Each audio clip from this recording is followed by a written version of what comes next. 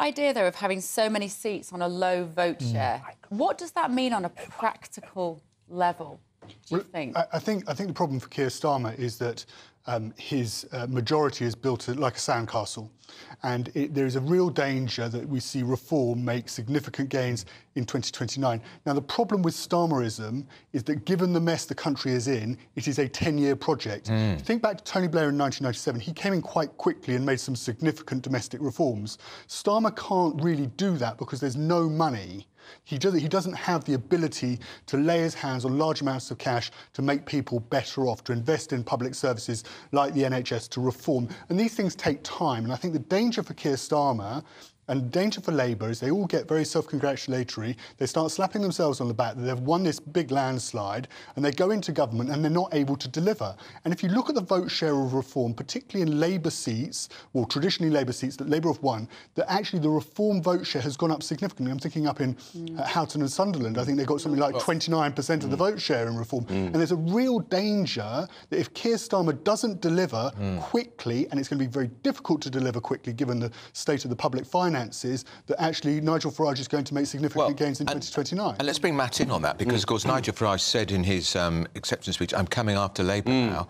The share of the vote, did they get 4 million votes, Reform? Yeah, nationally. So Reform, overall, the vote's gone up 13%. But what's happened is the Conservatives have basically collapsed in the most pro-Brexit parts of the country. So, you know, if you look at the less Brexity seats, the Conservative vote share's gone down 12 points. But get this, it's gone down by nearly 30 points in the most pro-Brexit seats. So what's happened in those areas is that big Boris Johnson coalition, working-class voters, older voters, culturally conservative voters, very sceptical about mass immigration, anxious about the small votes. Basically, Reform have stormed through those areas and cost the Conservatives a lot of seats. So if you put the Conservative, the margin of defeat for Conservatives is smaller than the vote for Reform in about 180 seats. So that gives you a sense of the scale of low-level damage that Nigel Farage has done. Even though he's got 4 seats, they might have 5 by the end of today. There's that Basildon and East Thurrock recount, we'll see. But what they've basically done is they've caused all this damage to the Conservatives while also finishing second in a large swathe of Labour seats. So what does that mean for the 24-29 Parliament? Well, I agree with Theo. It means if there's by-elections, Farage is probably going to end up winning quite a few of those. Local elections, well, if he's organised, he's going to end up doing quite well in those too. And I think in some ways Keir Starmer's sort of been constrained a bit by Reform, because even now I think Labour HQ will be thinking, well, hang on a minute, we better be careful on these issues around migration, around the borders. We can't actually ignore what's happening in the heartlands. Is there enough there now for Nigel Farage to talk seriously about a realignment and to talk about seriously about running to be forming the next government in 4 years' time, 5 years' time? Oh, I mean, Nigel Farage's just been given a wonderful hand of cards. It's how he plays them now. He's second in lots of Labour seats. He's a viable alternative to the Conservatives.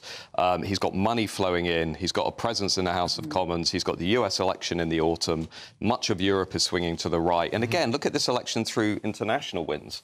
You know, incumbent governments getting smashed because of inflation and the cost of living crisis. And populist parties doing really well. Voters very anxious about immigration. Labour are going to be watched very closely on that issue. They've got to get that right. And, of course, Scotland. Here's one thing to consider. Labour's vote in England, it went up 0.6%. There is no mass enthusiasm for this Labour government in England. It only surged in Scotland because people were so hacked off with the SNP. It went down in Wales. It actually retreated in Wales. So when I look at Keir Starmer, and I think this guy's got 36% of the national vote, this is not Blair in 97, 2001, 05. This is a very different kind of majority.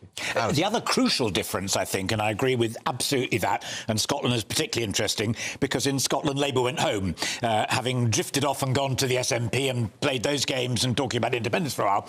But the other crucial difference that struck me sitting at home last night watching GB News do so brilliantly across the piece, and I hope you've brought a sleeping bag with you. You've been on television everywhere all night long, was that actually Starmer hasn't got a project. I remember, as do you and you all very clearly, Blair had a very clear, coherent project, which was worked out with intellectual giants like Charles Clarke and John Reed and Peter Mandelson, and he set about doing it with a big majority. Margaret Thatcher also had a big project, which was worked out with John Hoskins, a whole bunch of people on the right who'd worked out what needed to be done, labour reform, supply sides of reform, monetarism, all the rest of it. The only person who had a great night last night who's got a project is Nigel Farage. And that manifesto from the UK Reform Party is exactly what Liz Truss wanted to do, but wanted to try and do it better.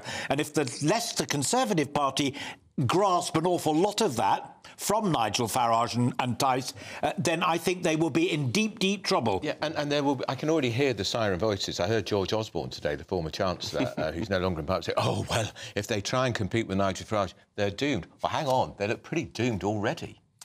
There's a very, very difficult discussion the Conservative Party's got to have with itself around this. It's got to look at where is the vote that it has lost that we need to start appealing to people to come and trust us again. And I think one of the challenges has been in the last few years, you know, this has been talked about over the last couple of years, is people look at the Conservative Party, and I think generally one of the things they want to see from a Conservative Party is conservative economics. I think a large part of the UK personally is more socially liberal than we sometimes think, but economically, we have not delivered conservative economic policies. Liz did try to do that. The way it went through clearly didn't work at the time.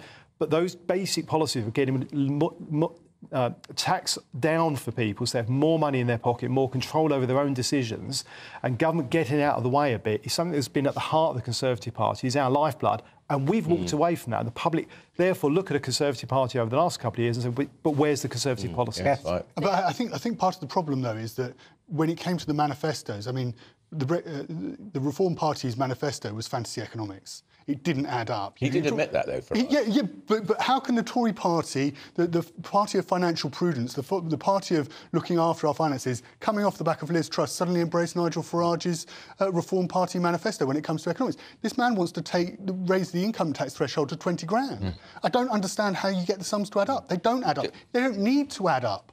And that's the problem with Nigel Farage, is that the Conservative Party keep on looking and thinking, oh, I wish we had Nigel Farage. Oh, wouldn't it be great if we had Nigel Farage? The man, when it comes to his policies, when it comes to his manifesto, it's fantasy. Well, hang on, his policy on thresholds is exactly what David Cameron and George Osborne's... But they couldn't do it because the sums don't add up. And they made it work. And they had to stop when it got to 12.5 grand when it came to the income tax threshold. They had to freeze the income tax threshold for 40p at £50,000 because they couldn't get the sums to add up. Just briefly on this, just because it's an important point. But there's a lot of other things in the manifesto. The reason Farage is connected is not the economics. We know he's connected because of the culture. Yes. What he's saying is, I agree with that. We can't sustain net migration at 700,000. And he's right. He's saying we've got to control the borders and we've got to get the woke ideology outside of schools. But just on the George Osborne point, because this is what we're going to see in the next few days. George Osborne, David Cameron, William Hague and others who are all going to be saying the same thing, Rory Stewart, well, we need to go back to the Liberal centre. What they all think is we're still living in 2010 to 2015. We're not.